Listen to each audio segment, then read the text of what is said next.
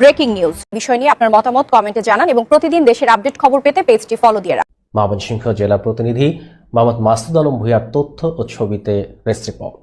আপনারা যারা ভাবেন পরকীয়া করা অনেক সোজা, আপনারা ভুল ভাবেন। একটা বিবাহিত মানুষের জন্য পরকীয়া করার মতো কঠিন কাজ জগতে খুব কমই আছে। সারাদিন অফিস করা লাগে, ফ্রি সময় পাওয়া যায় না। অফিস শেষে বাসায় যাওয়ার পথে ক্লান্ত দেহ নিয়ে পরকীয়া প্রেমিকের সাথে দেখা করা লাগে। এর মধ্যেও অশান্তির শেষ নেই। বাসা থেকে বউটা ফোন দিয়ে বলবে বাসার তেল শেষ, আসার সময় নিয়ে আইসো। সাথে দিয়ে দেয় একটা লিস্ট, যাতে থাকে শসা, গাজর, রুই মাছ আর টয়লেট পেপার। আপনি যে পরকীয়া প্রেমিকার সাথে একটা রেস্টুরেন্টে বসে একটু রং ঢং করবেন, সেই ভাবনাটাই নষ্ট।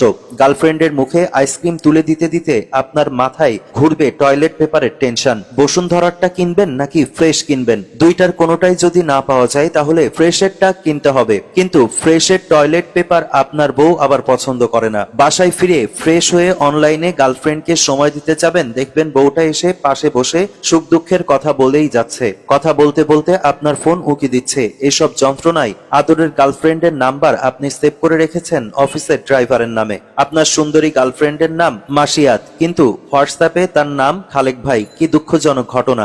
এরপরে আপনার বউ বাহারি রান্না করে আপনার সামনে রাখবে, কিন্তু আপনি খেতে পারবেন না, কারণ আপনার কচু পচু মাসিয়াত নিজের হাতে রান্না করে অখাদ্য মুরগি এনে আপনাকে সন্ধ্যায় খাইয়েছে। সেই কুৎসিত মুরগি খাওয়ার পর থেকেই আপনার বমি বমি ভাব হচ্ছে, মুখে সামান্য রুচি নাই। বউটা ঘুমিয়ে গেলে গার্লফ্রেন্ডের সাথে একটু ফোনে কথা বলবেন, সেই উপায়ও নেই।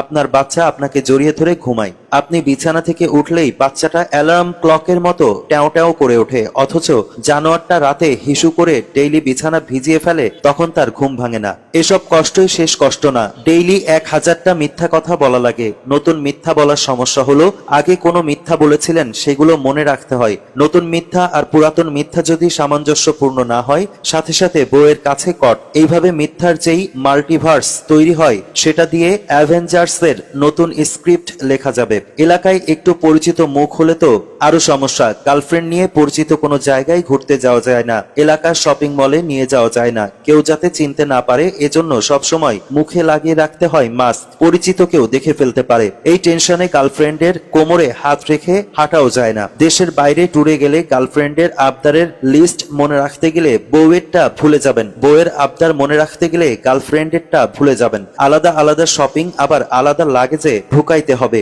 একটার মধ্যে আরেকটা ঢুকলেই কিয়ামত। আপনার বউয়ের জন্য আনা লাগেজের ভেতর থেকে লঞ্জেরি বের হচ্ছে, গার্লফ্রেন্ডের জন্য আনা লাগেজ থেকে বের হচ্ছে ভাইব্রেটর। কে সামলাবে এত দিকের বিপদ? এইসবের যন্ত্রণায় আমার পরিচিত কয়েকজন পরকীয়া করাই বাদ দিয়ে দিয়েছে। তাদের চোখে আজ